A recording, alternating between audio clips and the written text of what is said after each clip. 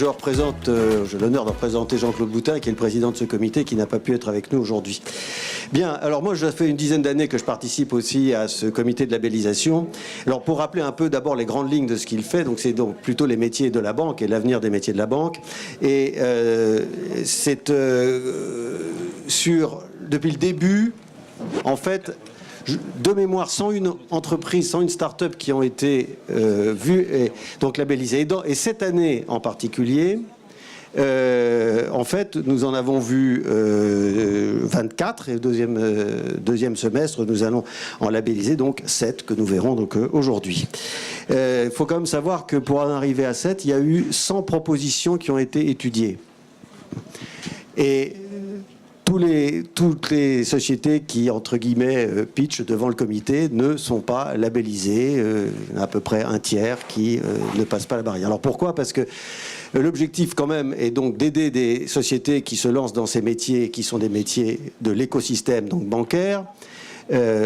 Les banques elles-mêmes, vous le savez, sont aussi très innovantes, mais elles ne font pas tout. Et donc, ce sont des fintechs qui, soit vont trouver des solutions qui vont être réutilisées par des banques, ça, on est plutôt dans du B2B, ou des institutions financières, et puis, effectivement, d'autres sociétés qui s'adressent directement aux clients et qui répondent à des besoins du marché.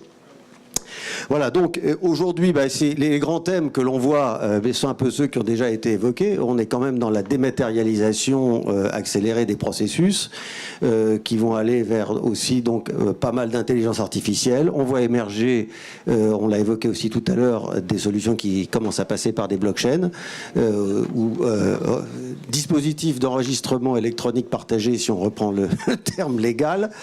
On voit aussi donc bien entendu du néo-paiement, de la néobanque qui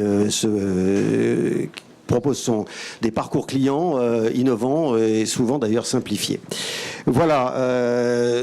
Grosso modo, les critères que l'on a, je rappelle, sont essentiellement des critères d'adéquation du projet à un besoin du marché. Il faut qu'il soit quand même réellement innovant, que ce soit une innovation technologique ou une innovation d'usage. Il n'y a pas que de la technologie dans l'innovation. Et puis, il faut aussi que le plan de développement qui est proposé, j'allais dire, tienne la route. Assez souvent, malheureusement, on a vu des plans de développement de société qui sous-estimaient pas mal des investissements commerciaux ou des investissements d'évolution technique et en fait malheureusement on est obligé de leur dire de revenir représenter le dossier parce qu'on pense que tel que c'est entre guillemets ficelé, ça aura du mal à tenir la route. Donc ceux qui sont labellisés, on a pensé qu'ils avaient une réponse à ces besoins de marché et je rappelle que grosso modo quand on labellise dans cette filière une entreprise, depuis le début, donc celle qu'on a labellisée, il y en a 80% qui sont aujourd'hui encore en activité. Grosso modo c'est 3 fois plus que la moyenne nationale de durée de vie des startups. Voilà. Bon, je pense qu'on va peut-être passer à tous nos impétents, nos sociétés, nos labellisés. Donc, je te passe la parole. Oui, merci Marc, en tout cas, pour cette introduction. Donc, je vais sans plus tarder appeler BitCheck, FinTech, G-Collect, Invio, Lyra, MKDO, PGMP et Unicase. Est-ce qu'ils sont présents déjà ? Tout le monde est là, c'est parfait. Et j'appelle sans plus tarder BitCheck. Je rappelle quand même la règle des pitchs, donc c'est 2 minutes. Après 2 minutes, malheureusement, je vais devoir vous interrompre. Voilà, vous pouvez commencer. Bon. Bonjour, je suis Thierry Malka, ex-banquier et fondateur du projet BitCheck. Alors notre solution BitCheck est la seule solution de paiement 100% mobile qui est basée sur la transformation digitale d'un moyen de paiement universel et connu de tous, le chèque bancaire. Alors le chèque, bien entendu, tout le monde le connaît, c'est un moyen de paiement qui est utilisé par tous les acteurs économiques, les particuliers, les entreprises, également toutes les classes d'âge, et essentiellement les 35-49 ans, contrairement à ce que certaines personnes peuvent penser, et toutes les classes sociales, notamment les CSP+, avec enfants. Le chèque, c'est encore 2 milliards de transactions chaque année. Donc c'est 10 à 15% des moyens de paiement. Et en comparaison, les paiements mobiles, c'est 20 millions de transactions, 0,1% des paiements. Et le coût global pour le secteur bancaire, c'est 2,5 milliards d'euros, soit plus d'€1 par chèque traité. Et selon la Banque de France, les chèques ont encore de nombreuses années d'existence devant eux. Les Français tardent à changer leur façon de payer. En partenariat avec les banques, Notre solution BitCheck consiste à mettre en ligne sur les applications bancaires mobiles et web le chéquier dans sa version 100% digitalisée. Nous faisons ainsi avec les chéquiers ce que Kindle a fait avec les livres, une digitalisation complète pour un même usage, accessible en permanence sur un support fiable, sécurisé et disponible partout. Des images chèques seront alors envoyées aux bénéficiaires qui pourront les encaisser instantanément en un clic, soit en renvoyant l'image chèque dans le circuit de compensation interbancaire, soit en procédant à un virement, voire virement instantané. Tout ceci, bien sûr, totalement en transparence pour l'utilisateur final. Donc pour les utilisateurs et les professionnels, plus de pertes, plus de vols, plus de chèques falsifiés, plus de chèques non provisionnés, puisque les émissions de chèques se feront directement à partir des applications bancaires, donc en lien avec les API, plus de délai de dépôt à ces banques, et de l'émission d'un chèque à son encaissement en moins de 30 secondes. Le chèque digital représente une alternative au virement pour les paiements à distance, une alternative aux cartes bancaires pour les montants élevés et pour les paiements en plusieurs fois. Et la différence avec un virement, c'est qu'il n'y a pas besoin de RIB. Avec une carte bancaire, il n'y a pas besoin de TPE, seul le mail ou l'adresse du bénéficiaire suffira. Et pour les banques, bien entendu, objectif zéro papier sur toute la chaîne de traitement, ce qui se traduit par une réduction drastique de leurs coûts bancaires par 10. Et pour les pouvoirs publics que nous avons vus, notamment Banque de France, Trésor et Commission des finances, c'est une solution qui les a fortement intéressés puisqu'elle répond aux objectifs de lutte contre la fraude fiscale et contre le blanchiment. Merci beaucoup. Merci. Je vais devoir t'interrompre. Nous sommes en phase de test live avec un grand réseau bancaire et nous comptons faire un lancement public fin 2019. Merci pour votre attention. Merci.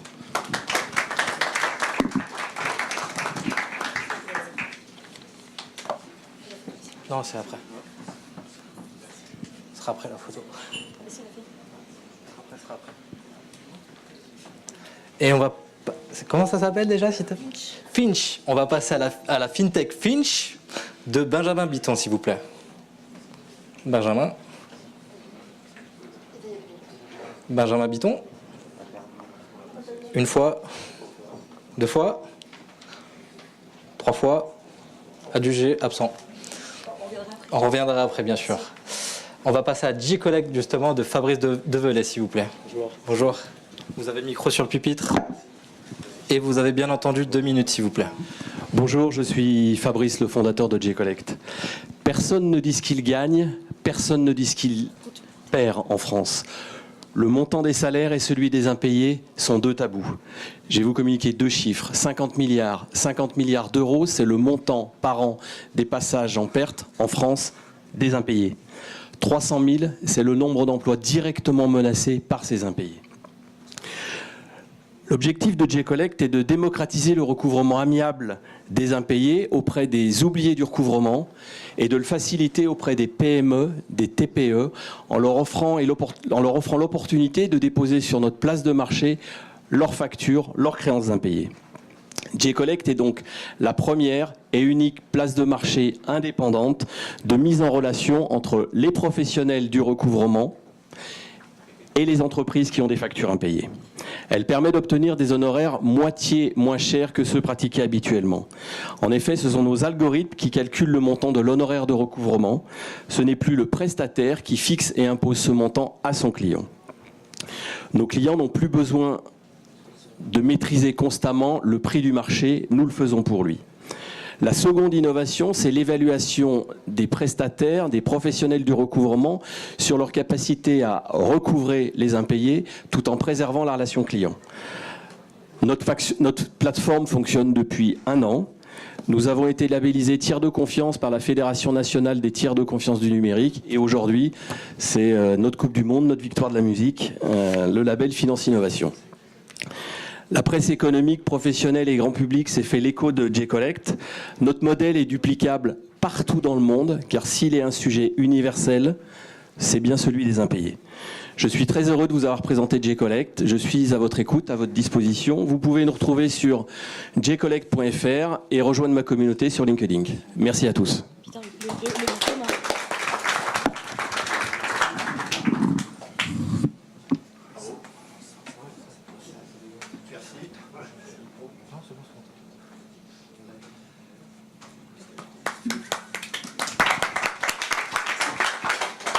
Et on passe à la FinTech Invio d'Alexandre Velu. Ouais. Bonjour à tous, je suis donc Alexandre Velu, cofondateur d'Invio. Alors Invio développe une solution SaaS à la demande qui automatise le processus de veille stratégique des entreprises pour les aider à identifier les opportunités de demain sur leur marché. Concrètement, notre plateforme s'appuie sur des algorithmes propriétaires d'analyse sémantique combinés à l'apprentissage du langage naturel pour collecter et traiter des volumes de données importantes en vue d'aider nos clients à prendre des décisions stratégiques avec une approche data-driven. En automatisant le processus de veille, nos clients augmentent la productivité des équipes et réduisent leur temps de recherche de 80% en moyenne pour se concentrer sur des tâches à plus forte valeur ajoutée. L'usage généralisé d'Invio permet également de bénéficier d'un avantage compétitif quant aux choix stratégiques à opérer.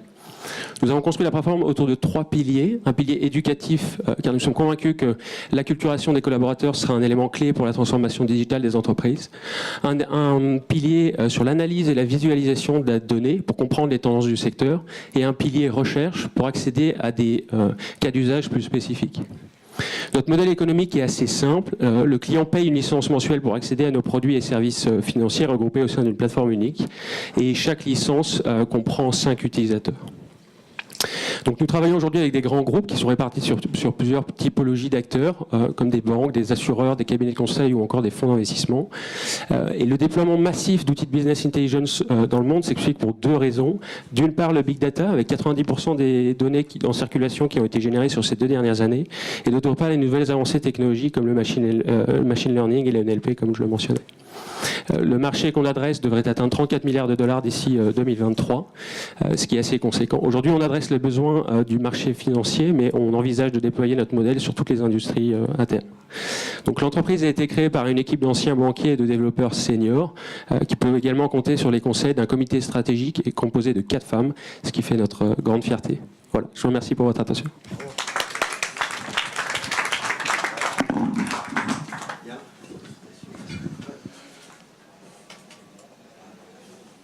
Bravo. On va juste retourner un peu en arrière. Donc, je vais rappeler la FinTech Finch, cette fois-ci, avec Benjamin Bitton. Allez-y sur le pupitre. Vous avez 2 minutes, bien sûr.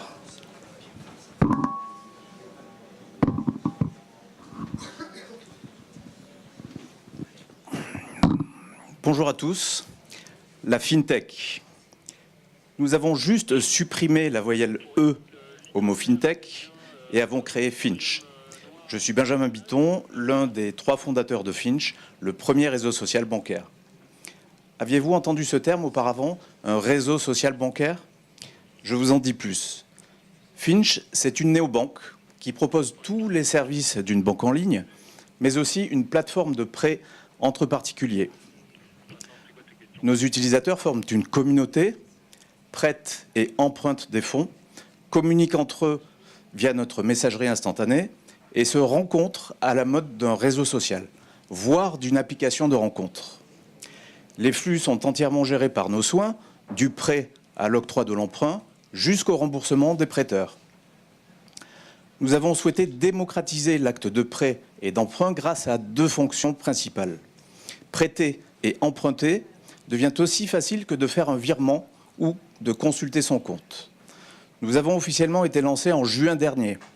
Nous avons à date recensé plus de 30 000 téléchargements. Nos principaux partenaires sont Trésor et Mastercard pour la gestion des flux financiers et l'émission de cartes. À partir de janvier 2019, nous serons présents dans de nombreux bureaux de tabac.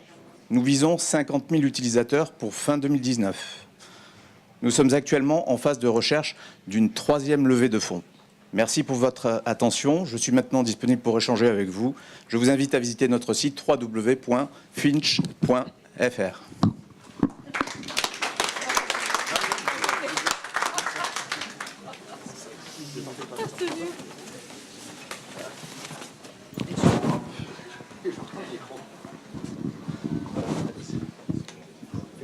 Vous aurez bien entendu les photos individuelles juste après. Hop, et on va passer à la FinTech Lira d'Anton Bialekov. Non, Bielakov, c'est mieux. On peut l'applaudir quand même. C'est pas évident, Anton Bielakov, oui. Alors, tout finit par le paiement. Hein. Rendons-le simple, fluide et sécurisé. Alors, l'IRA est née en 2001, société implantée à Toulouse, de la sécurisation des flux des terminaux de paiement. Aujourd'hui, un paiement sur deux passe à peu près par nos infrastructures. Et ensuite, on s'est lancé dans l'e-commerce. Avec aujourd'hui, sur nos 10 filiales implantées dans le monde, pas loin de 55 000 marchands, qu'ils soient en direct ou en utilisation marque blanche au travers de nos banques. Fort de cet acquis, on a créé un établissement de paiement qui a démarré son activité en septembre avec ses premiers clients. C'est la FinTech, donc l'IRA, qui a fait l'objet du label. Alors FinTech, ou devrais-je dire TechFin, tant la technique prédomine dans nos gènes, parce qu'on considère qu'il faut développer nous-mêmes les produits pour les rendre fiables et agiles, importants dans nos métiers. Ce n'est pas tant l'innovation, en fait, ne porte pas tant sur les solutions que nous pouvons délivrer prises isolément les unes des autres, que l'on peut trouver chez certains de nos concurrents assez nombreux, mais c'est la richesse globale de l'offre que nous pouvons proposer aujourd'hui pour aider nos marchands à se développer. Quand je dis richesse globale de l'offre, on propose aujourd'hui d'intégrer nos multiples moyens de paiement, que ce soit des paiements cartes, SDD, Internet bancaire. Prochainement, l'instant de paiement d'ailleurs au niveau de la réglementation des SP2, que ce soit pour le marchand pour avoir sa trésorerie à J+1, d'un back-office permettant de limiter les impayés, de la cross-canalité pour permettre de marier, je dirais, paiement de proximité et paiement en e-commerce. Et également de l'intégration de marketplace avec les principaux éditeurs du marché. Voilà, autant de solutions qui amènent une richesse globale pour permettre à nos marchands de se développer. L'association unique Tech et Fin, je reviens cette fois sur la partie avec Finch, permettra, je l'espère, d'avoir une solution made in France, porteuse d'emploi, qui permettra à l'IRA de devenir un acteur incontournable dans les 5 années à venir en France et en Europe. Je vous remercie. Bravo.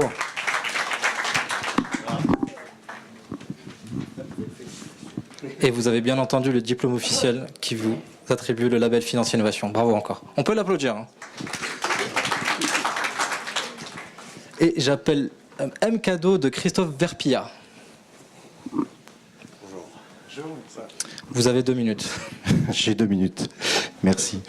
On va être un petit peu plus léger, c'est bientôt Noël et je suis certain qu'un bon nombre d'entre vous, vous avez dû recevoir il y a ces derniers temps ou offrir des chèques cadeaux que vous avez peut-être dans vos poches ou vous avez mis dans un tiroir. Et puis l'année prochaine ou comme cette année, vous allez retrouver ceux de l'année dernière. Et puis là, vous dites mince, je peux plus les utiliser. Alors pour éviter tout ça, M-Cadeau, qu'est-ce qu'on a fait? On a mis les chèques cadeaux dans les téléphones. Comme ça, on ne les perd plus et on peut les utiliser comme on souhaite dans n'importe quel commerce. Le principe est extrêmement simple. Il s'offre en ligne. Le consommateur, le bénéficiaire le reçoit via un mail et télécharge l'appli M-Cadeau, retrouve son ou ses chèques cadeaux, le réseau d'acceptation et rentre dans le commerce. Il a un certain montant à utiliser. Une fois qu'il arrive devant le commerçant, il va taper le montant qu'il souhaite utiliser au centime près. Et le commerçant, de façon très simple, après, va pouvoir soit scanner un QR code qui lui est proposé à la volée par le consommateur, ou éventuellement utiliser un petit tampon qui va valider un paiement sur le téléphone du consommateur. Tout ça nous a permis aujourd'hui de lancer le produit en novembre, de dématérialiser les chèques cadeaux Ticados, de travailler avec des enseignes nationales qui commencent à regarder notre produit de très très près. Et au-delà du chèque cadeau, c'est l'ensemble des titres prépayés qui vont pouvoir s'intégrer dans l'environnement M-Cadeau. Avec post-paiement, un système de code barre qui va permettre de faire une relation avec la caisse. Donc c'est aujourd'hui la dématérialisation de l'ensemble du flux des titres prépayés qui va permettre de ne plus les oublier et de pouvoir les utiliser à 100%. On reste à votre disposition pour découvrir l'ensemble de notre solution, entre autres sur mcadeau.fr et en direct avec nous. Merci beaucoup. Bravo. Et le diplôme, bien entendu. On peut l'applaudir encore. Et on va passer à PDMP de CDLK, de Benoît Gruet. PDMP, il parle anglais en plus, c'est bien ça. Bonjour, donc Benoît Gruet, cofondateur de CDLK, start-up FinTech qui a été créée en 2013, quelques temps déjà. Au bout de 5 ans, on est toujours là, une quinzaine de personnes, et on a adressé à l'époque une problématique simple, c'était comment créer de la valeur autour de la carte bancaire, 70 millions de cartes bancaires qui ne faisaient pas grand-chose jusqu'à présent. Et donc on s'est un peu inspiré d'un modèle anglo-saxon qui s'appelle le Card Linked Offer. Et pour faire très court, on a adressé le cas d'usage qui est de dire utilisez votre carte bancaire dans des marchands enrôlés dans un programme et vous aurez automatiquement un cashback. Donc on est pionnier et leader sur le marché en France et notamment on opère la plateforme de Avantage Plus de LCL. Mais chemin faisant, il faut être agile sur ce secteur et on s'est rendu compte que la donnée bancaire utilisée, transactionnelle, était peu stable et compliquée à exploiter. Donc avant tout, la rendre exploitable. Donc on a créé avec ce mot barbare qui s'appelle la PDMP, Payment Data Management Platform. Et en 2 mots, ça adresse différents cas d'usage, mais celui qui vous parlera le plus est le suivant, c'est qui n'a pas consulté son relevé de compte bancaire en se posant des questions sur c'est quoi cette transaction, il y a 15 jours, il y a 1 mois, je ne sais pas ce que c'est, j'appelle mon conseiller, il ne sait pas ce que c'est. Ça tourne en rond, est-ce qu'il faut que je déclare un cas de fraude Vélizy 77, c'est quoi? Donc en fait, nous, la PDMP, elle fait quoi? Elle récupère les flux monétiques bruts de paiement en entrée de la banque, elle les retraite, elle les raffine, pour permettre d'identifier clairement le nom du commerçant, et non pas SRL Dupont, c'est le nom de l'enseigne commerciale. 2, de la géolocalise. En 2 secondes, vous avez une carte qui permet d'identifier où se situe le point de vente. 3, qui le catégorise correctement, à quasiment 100%.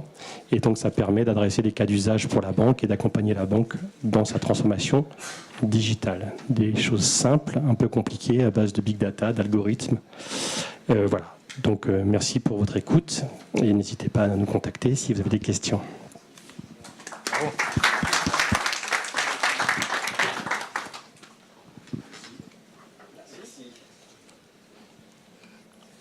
Et nous passons à la dernière FinTech de la filière banque, Unikeys, d'Alexandre Tabar. Tabar ? Tabar. Moi je préfère l'accent, c'est mieux. C'est vrai ? Tabar. Merci beaucoup. Pardon, excusez-moi. C'est pas grave. Alors, bonjour à tous, je me présente Alexandre Tabac, je suis CEO et co-founder de Unikeys. Alors Unikeys est une société spécialisée dans le développement de hardware et software qui facilite et sécurise les échanges en crypto-monnaie et crypto-actifs. Alors Unikeys est directement le fruit de la croissance extraordinaire de l'écosystème blockchain, illustré d'une part par l'augmentation des flux en crypto-monnaie lors de ces 2 dernières années, mais aussi par la reconnaissance unanime des entreprises, des institutions financières et des gouvernements du potentiel de la technologie blockchain. Alors, paradoxalement, l'écosystème a cru, il a grandi énormément, mais cependant, il a grandi alors que l'expérience utilisatrice et la sécurité autour de l'écosystème blockchain étaient assez pauvres. Il est encore très difficile pour le commun du mortel de comprendre comment fonctionnent les crypto-monnaies, d'en acheter, d'en vendre, d'en envoyer à un ami. D'ailleurs, en termes de sécurité, l'un des principaux risques est de perdre ce qu'on appelle sa clé privée, qui représente un mot de passe qui permet de faire des transactions. Et la tendance veut que les utilisateurs achètent ce qu'on appelle des hardware wallets, donc des outils isolés pour isoler ces clés privées de toute connexion Internet. Alors jusqu'à maintenant, ça prend la forme de clé USB ou de disque dur. Alors ce qu'on a développé chez Unikeys, c'est donc une carte biométrique qui permet à l'utilisateur de sécuriser sa clé privée dans un élément sécurisé et d'utiliser sa carte uniquement en passant par une authentification avec son doigt. Donc on peut l'utiliser en mode sans contact, en NFC, mais aussi en mode contact avec la puce EMV. Alors, au-delà de ce développement qui est assez unique, fait qu'on est la première carte biométrique du marché cryptocurrency, on voulait aller plus loin et permettre aux utilisateurs de faire des transactions en direct en crypto-monnaie. Le problème qu'il y a aujourd'hui, c'est que les blockchains peuvent être congestionnées à certains moments. Par exemple, la blockchain de Bitcoin a des limitations en termes de blocs. Ça prend en moyenne 10 minutes pour valider un bloc. Ce qu'on a fait chez Unikeys, c'est qu'on a utilisé la technologie appelée Payment Channels afin de permettre de décongestionner la blockchain et de permettre aux utilisateurs de faire des transactions en direct avec des frais de transaction très petits chez le marchand directement en physique. Voilà, merci de votre attention. Merci.